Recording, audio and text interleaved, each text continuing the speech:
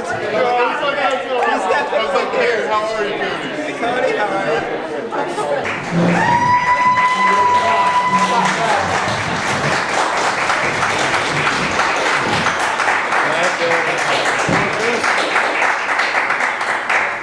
Wow, what a night.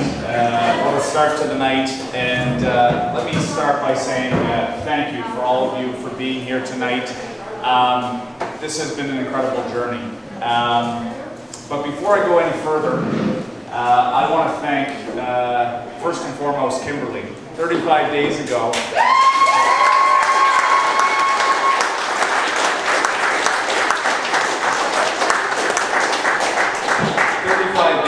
I said, hey babe, I'll see you in 35 days. And it's a lot of up at 7 a.m. in the morning, not getting home until 10 o'clock at night. That's not easy on a relationship, but when you have someone as understanding as my fiance, it allows me to pursue my passion and be able to do this. So without you, I wouldn't be the guy standing up here on this stage, so thank you, Kimberly.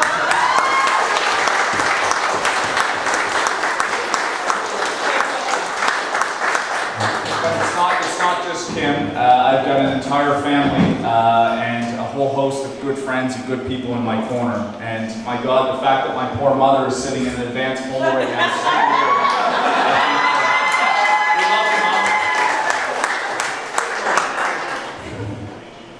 Now, back in 2019, we were working so hard right till the end, and we didn't know how things were going to go, right? This was Scott Bryson's riding. Are we going to be able to hold it?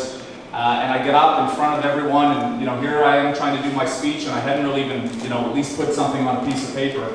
And I didn't thank Dale Palmer. And Dale Palmer has been there since day one.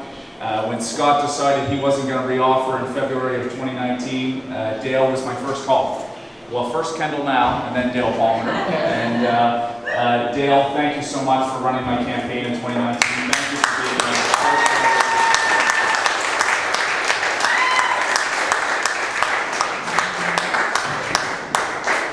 Next is Christina. So Christina and I went to high school together. We have a long history of being good friends, and politics is like life. You need good people in your corner. I'm very fortunate to have the best, and all of you are here tonight. Some of you, of course, aren't able to make it.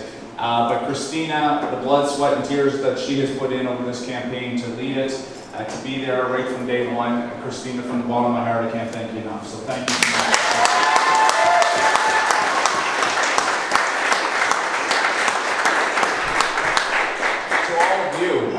To my volunteers, to the people, whether or not it was driving someone to a poll, whether or not it was knocking on advanced votes, look, making phone calls, it truly takes a team, and I had the best team here in Kings-Hants, and that's part of the reason why I'm standing up here. So thank you to all of you, to all the volunteers.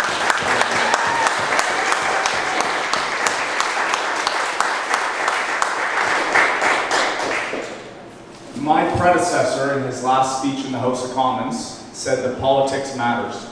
And politics does matter. The things that we talked about in this campaign are going to matter in this country in the days ahead. It's going to matter here in Kings-Hants, from Newfoundland and Labrador to British Columbia.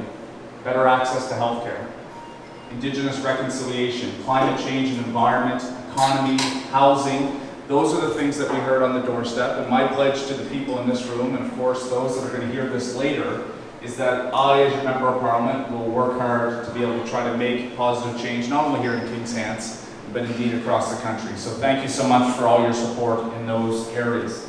And yeah.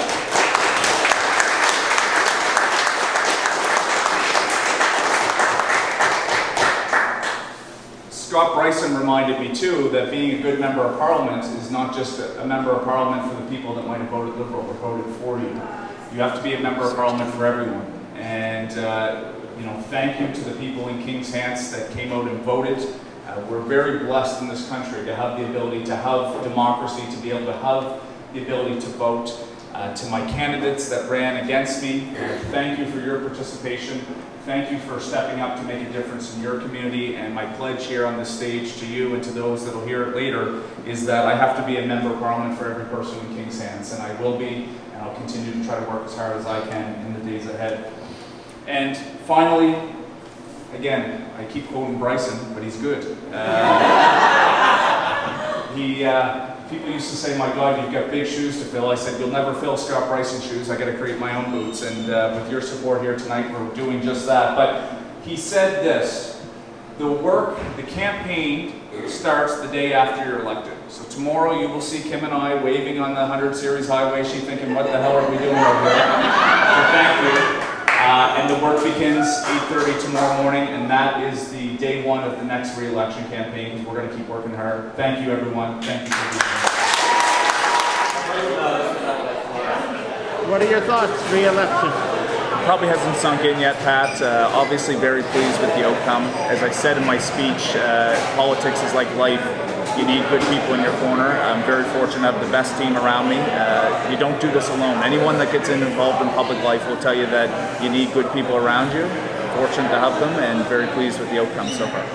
So it's still early in the night, and there's still a long night ahead. But like it's looking so far like the Liberals are ahead here. So how do you work?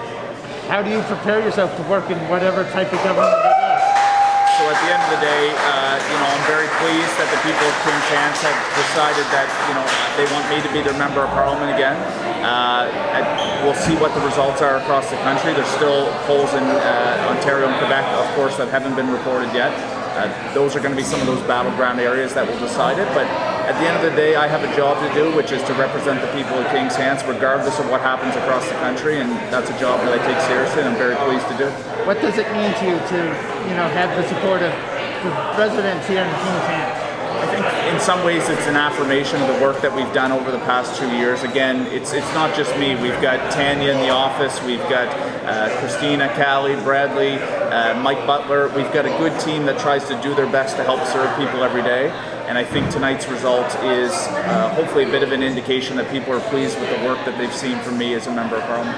There does seem to be a little bit of work needed to get the, trust of those people who voted for the other candidates. How do you do that? Kings-Hants is never an easy riding. People have ideological preferences at the end of the day. When you look at Scott Bryson's track record, he was very successful here.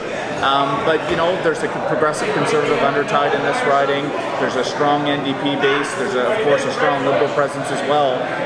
So at the end of the day, I think it's not necessarily about trying to get people into my camp. It's just people saying at the end of the day, I believe in what he does as a member of parliament. I think he's hardworking, and he's deserving of my support to stay on the job. What are your top 3 priorities to get done in Kings-Hants now that you're re-elected? I guess I would break it away in terms of the 2 things that I've done since 2019, which is try to be an advocate for small business and agriculture. Those are 2 extremely important ones here in Kings-Hants. But what we heard on the doorstep that I think is going to be extremely important is environment and climate change. It was in 2019 the major issue. We've made strides in the last parliament. There's a lot more work to be done there. Healthcare. We just went through a provincial election where that was a predominant theme in the election. It was still predominant on the doorsteps. We have an important plan around increasing access to long-term care, helping support LPNs and CCAs that are working in long-term care, mental health, and access to primary care. So one MP doesn't take that on himself, or herself. That is a government approach, but those are things that I think are going to be important, and of course housing. So I want to work as quickly as possible, in the next couple of weeks, once we start to see who's going to form government, what the cabinet construction will look like, to work with our important stakeholders on housing, because it's a challenge across the province, indeed, here in Kings-Hants. 3 communities, I believe, in Kings-Hants are Indigenous, so how do you work towards reconciliation with them? Sure. It's relationships, and it's having the dialogue. All 3 chiefs in Kings-Hants have my phone number. We've had conversations over the past 2 years. They haven't always been easy. Sometimes there is a tension between the Government of Canada and some of the perspectives, if you will, in Indigenous communities, but it has to be through dialogue. I have a good relationship with Regional Chief PJ Prosper. I want to continue that. Mike Sack, Chief Sack, I should say, Chief Peters, and Chief Tony. In the early days, once we get through and Parliament starts to reconvene, I'll be arranging to have meetings with them and their councils on how I can be their advocate in the days ahead. And the last question, depending on what the outlook is across Canada, do you foresee yourself, as in a cabinet position or a minister? Look, at the end of the day, just being a member of Parliament is my first and foremost duty. If you know, the powers to be in the Liberal Party, if we are to form government, want to tap me for a more senior role, obviously I'd be pleased, but you know, being an MP is first and foremost my focus. Thank you very much, and I look forward to talking to you through the... Thanks for all that you do. Thank you. Appreciate it.